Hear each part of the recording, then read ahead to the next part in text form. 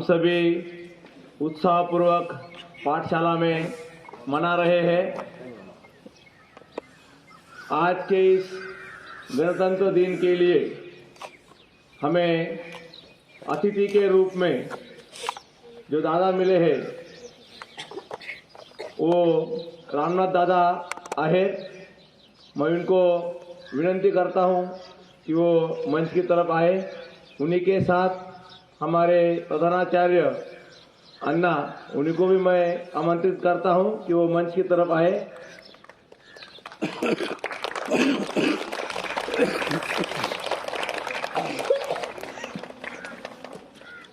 सदियों से हमारी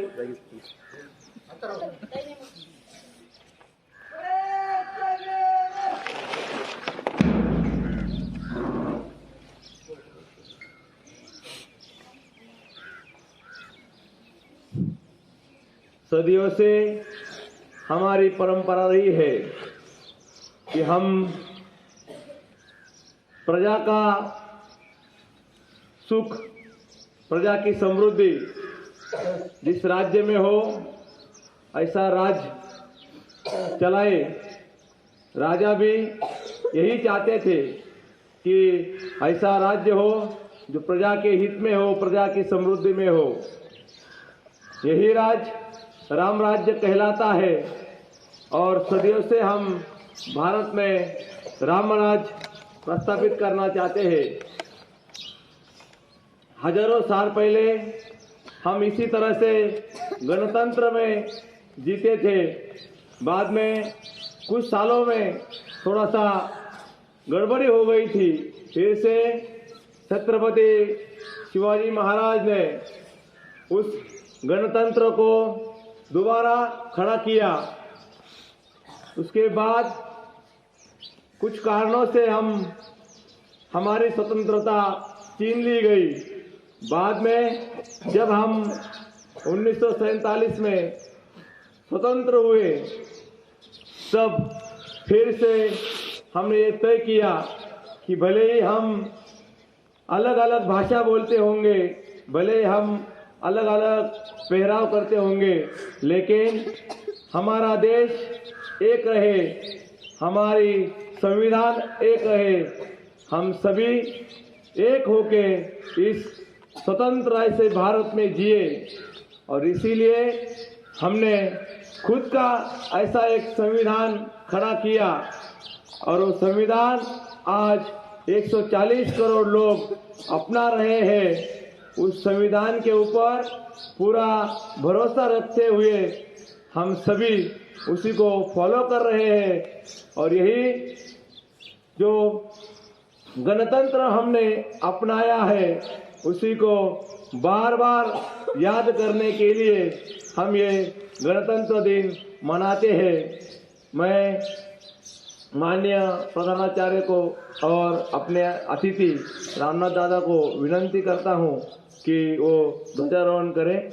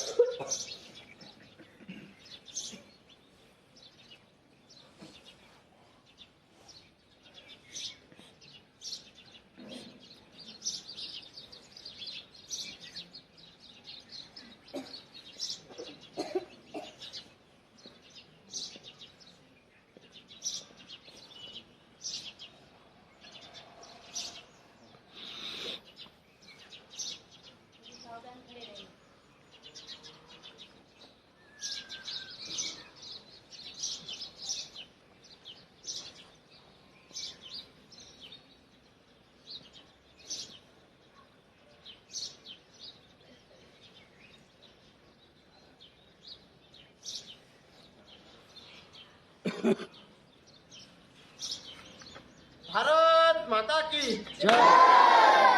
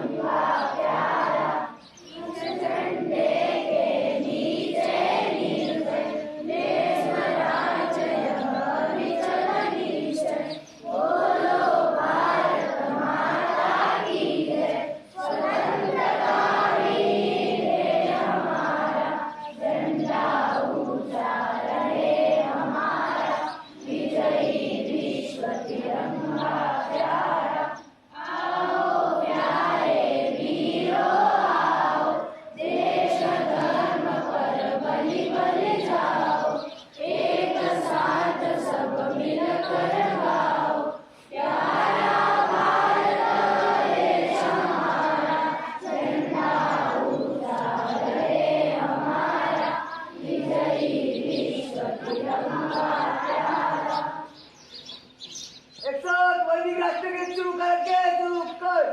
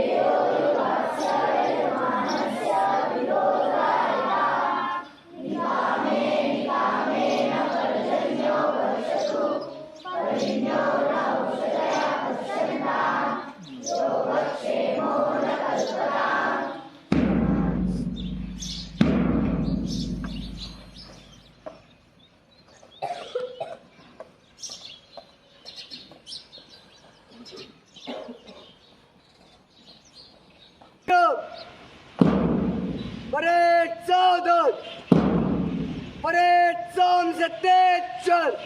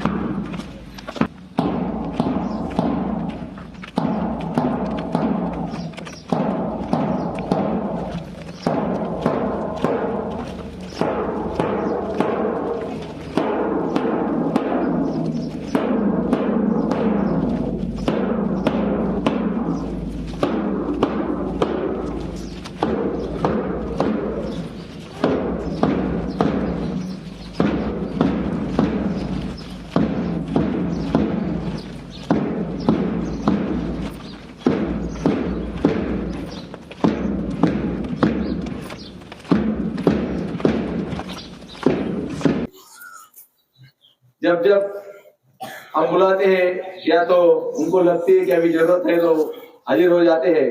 ऐसे हमारे रामनाथ दादा आज हमें अतिथि के रूप में मिले हैं। मैं आप सभी के ओर से और प्रधानाचार्य की ओर से उनको विनती करता हूँ कि वो हमें मार्गदर्शन करें। रामाय रामभद्राय रामचंद्राय वेदसे रघुनाथाय नाथाय सीताय पते नमः। मराठीत बोललं चालेल ना? कारण माझी हिंदी एवढी काही चांगली नाही आणि इकडं महाराष्ट्र, गुजरात, तेलंगणा, बाहेर देशातून पण विद्यार्थी आहेत. एखादं राज्य राहिलं नाही ना अजून. तर आता आपण घोषणा दिल्या की कुर्वन्तो विश्वमार्यम. सरच पूर्ण विश्व इथं आलेलं आहे आणि विश्वाला आपण आर्य बनवतोय असे आदरणीय परमपूजनीय अण्णाजी, उपस्थित अतिथीगण, विद्यापीठातील ताई, दादा, सर्व विद्यार्थी, सर्वांना पुन्हा एकदा नमस्कार. की आज आपण 75वा गणतंत्र दिन आपण साजरा करतोय.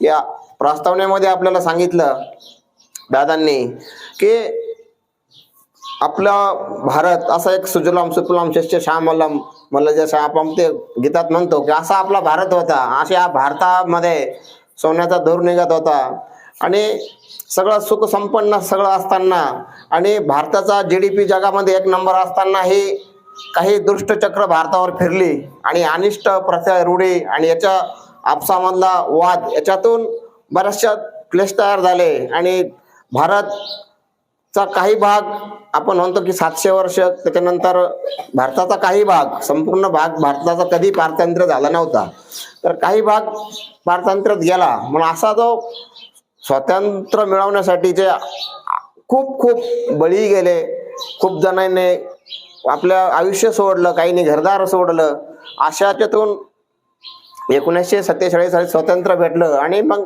भारतात ही राज्यघटना कशी असावी,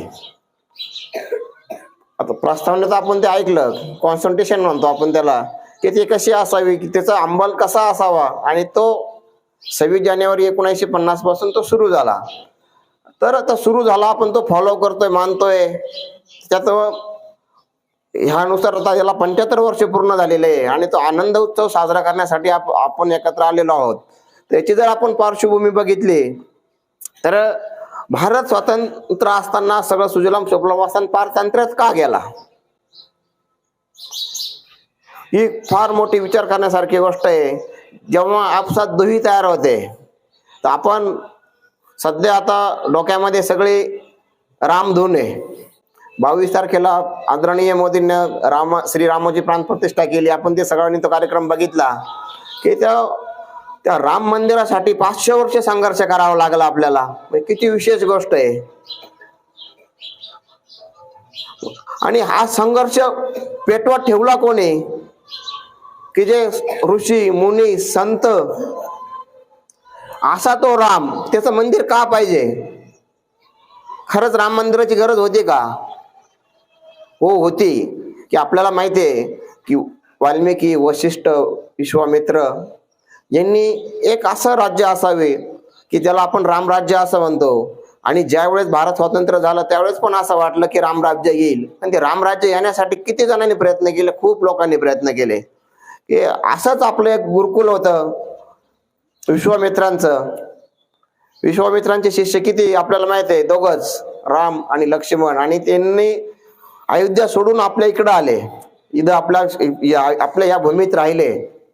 आणि तुमचं पण भाग्य आहे की वशिष्ठ, वाल्मिकी, काही जे ऋषी असतील किंवा पूजनीय दादा, सगळे आपल्याला अण्णांच्या रूपाने लाभलेले. अशा अण्णांच्या मार्गदर्शनाखाली आपण सर्व मार्गक्रमण करीत आहोत. तर आपल्याला राम व्हायचंय, कृष्ण व्हायचंय, महाराणा प्रताप व्हायचंय, छत्रपती शिवाजी महाराज व्हायचंय. एवढंच काय, आता आपण त्या दिवशी आपण बघितलं. आता थोडा कसा विषय गणतंत्र दिनाचा आहे, माझ्या डोक्यात फक्त राम आहे आणि संस्कृती हे. एक महिनाभर सध्या तेच बोलत होतो, त्याच्यामुळे डोक्यात तेच येऊ राहिलं माझ्यावाल्या. की 22 तारखेला आपण बघितलं की गोविंद गिरीजी जे अण्णांचे साध्यायी आहे, अण्णांचे थोडे 1-2 बॅच पुढे होते, की ते सुद्धा आपल्यासारखे पाठशाळेतच शिकले. आज जगामध्ये की जगातला सुप्रीम पॉवर भारत, अशा देशाचे पंतप्रधान आदरणीय नरेंद्र मोदी यांचा जो 10 दिवसाचा उपवास होता आणि तो उपवास त्यांनी सोडवला. आणि असं काही नाही की बा CBC मध्येच गेलं पाहिजे आणि मग मी कुठंतरी काहीतरी होईल. जगाच्या पाठीवर किंवा भारतामध्ये जर विचार केला तर जेवढेही कोणी आले, जेवढे कोणी मोठे झाले, ते सगळे पाठशाळेतूनच झालेले आहे. तुम्ही कोणी पण घ्या, APJ अब्दुल कलाम घ्या, नरेंद्र मोदी घ्या, कोणी घ्या, कोणी घ्या, सगळे जे अशा ज्या विचारातून, अशा ज्या संस्कारातून गेलेले तेच मोठे झालेले. आणि आपलं परम भाग्य आहात की तुमचं सर्वांचं, की तुम्हाला तुमच्या आई वडिलांनी, पालकांनी इथं आणलं, इथं ह्या गुरुकुलात ठेवलंय. तुमचं खूप मोठं भाग्य आहे. की की म्हणजे ह्या भाग्याचं किंवा याचं वर्णन करणं अशक्य आहे. अशा ही जी आपली परंपरा आहे, अशी जी आपलं जे वैभव आहे भारताचं, अशा वैभवामध्ये आपण वाढतोय, ह्या विचारामध्ये येतोय. इथं आल्यानंतर मला सोमनाथ दादांनी सांगितलं की आजचे अतिथी आले, तर मला खूप वाईट वाटलं की सॉरी की तुम्ही मला अतिथी म्हणला, कारण मी 3-3.5 वर्षापासून खरंच दुर्लक्ष केलंय. तर मला ते खूप गिल्टी फील झालं की ठीक आहे, झालं असेल. इडून पुढं जसं 3-4 वर्षापूर्वी मी येत होतो तसा पुन्हा मी येण्याचा प्रयत्न करीन खरंच. आणि म्हणजे मी यजमान आहे, मी इथलाच आहे, मी काही अतिथी नाहीये. तणाने ठीक आहे, काही अडचणीस्तव काही कारणास्तव मी काही दिवस येऊ शकलो नाही. तर अशा या पवित्र वातावरणामध्ये या वैदिक पाठशाळेमध्ये तुम्ही शिकताय, आणि ही परंपरा आहे की याच्यामध्ये सर्व गोष्टी काही अचानक काही होणार नाही, हळूहळू होतील. अण्णांचा मार्गदर्शन आणि त्यासाठी अण्णांनी केलेला त्याग, या सगळ्या गोष्टी आपल्याला सगळ्यांना सर्व माहीत आहेत. तर अशा याच्यामधून की मला व्हायचंय, आपल्याला ते सगळ्या गोष्टी आपल्या इथे शिकवलेल्या आहे की आय कॅन डू, मी होऊ शकतो.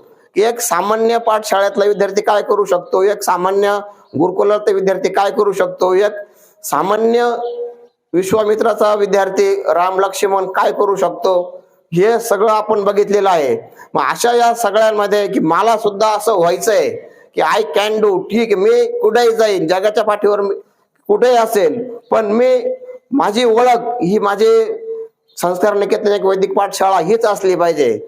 की जेणेकरून आपण म्हणतो की माणसाचं पूर्व जे आहे, पूर्व म्हणजे आधीच्या याच्यावर नंतर भविष्य अवलंबून असतं. की जगाच्या पाठीवर मी कुठे असेल, की माझं नाव लौकिक असेल, काय जे असेल ते मला कोणामुळे मिळालेलं आहे, ते मला पाठशाळेमुळे मिळालेलं आहे. मी जे आज बोलतोय इथं, हे कोणामुळे बोलतोय, की अण्णांमुळेच बोलतोय. की मी तुमच्यासारखा लहान असताना आम्ही तेव्हा डीबीटीज असायचो, तर आम्हाला बऱ्याच अडचणी यायच्या की काय केलं पाहिजे, कसं केलं पाहिजे. आम्ही अण्णांकडे यायचो, अण्णा सांगायचे की हे करा ते करा. त्रिकाल संध्या म्हणजे अगदी त्रिकाल संध्या अण्णांनी संत दिलेली आहे मला. अशा याच्यातून हळूहळू माणूस मोठा होत जातो. तर ह्या सगळ्या गोष्टी समजून आचरणात आपण आणतच असेल, यात काही शंका नाही. आणि भारताला जे स्वातंत्र्य भेटलंय, हे स्वातंत्र्य ही भगवंताची इच्छा होती, आपल्याला माहिती आहे. की पूजनीय दादांनी आपल्याला योगेश्वर डे सांगितलेला आहे, या सर्व गोष्टी आपल्याला माहितच आहे. बस ना. तर पुन्हा एकदा मी आयोजक टीमचा धन्यवाद मानतो. तुम्ही मला बोलावलं त्याबद्दल मी सर्वांचा आभारी आहे. जय हिंद, जय महाराष्ट्र, जय श्रीराम.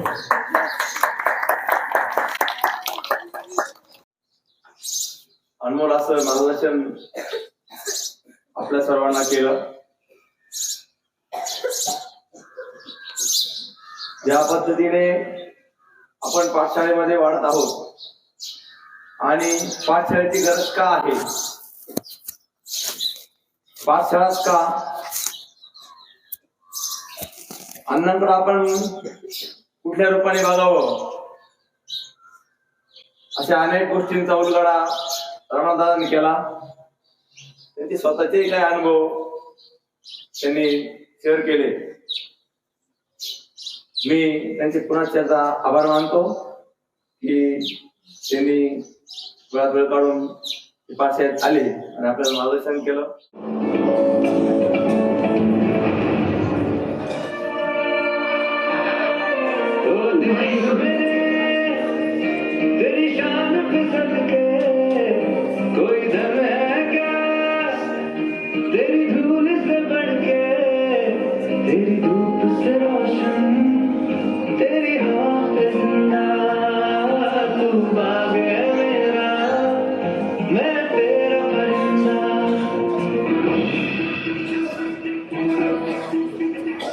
कंधों से मिलते हैं, कंधे कदमों से कदम मिलते हैं. हम चलते हैं जब ऐसे तो दिल दुश्मन के हिलते हैं. हमसे मिलते हैं, कंधे कदमों से कदम मिलते हैं. हम चलते हैं जब ऐसे तो दिल दुश्मन के हिलते हैं. कंधों से मिलते हैं, कंधे कदमों से कदम मिलते हैं. हम चलते हैं जब ऐसे तो दिल दुश्मन के हिलते हैं. निकले हैं मेलों में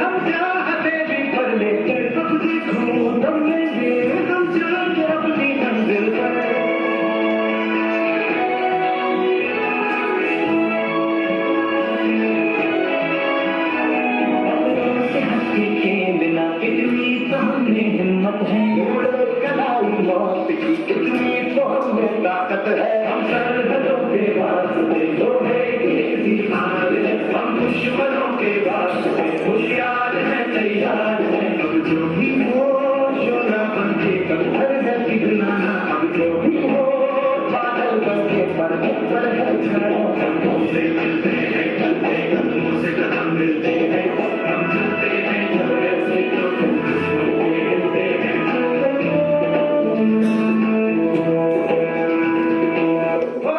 मारे या कोई मारे ना यहाँ अपनी भी थोड़ी अदा थोड़ा अंदाज है ऐसे है चाहे कैसे है अरे जो भी है जैसे है उस पे हम ध्यान है जानेगा हमको ये जमाना चाहो तो हमको आजमाना यार बात हम जानता हम इश्क बात चलवाले कहते हैं हमको प्यार से कहते हैं हमको प्यार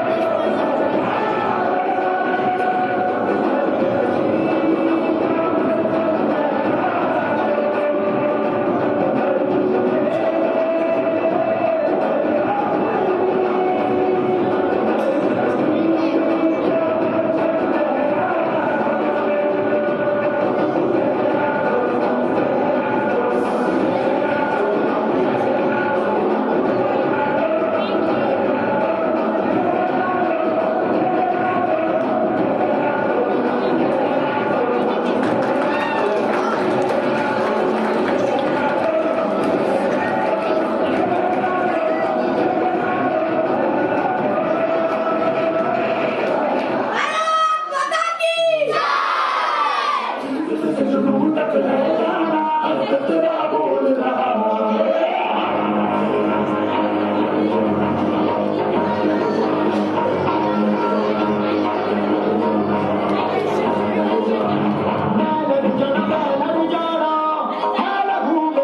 चिंगारी से जुनून तक रह जाना हर कतरा बोल रहा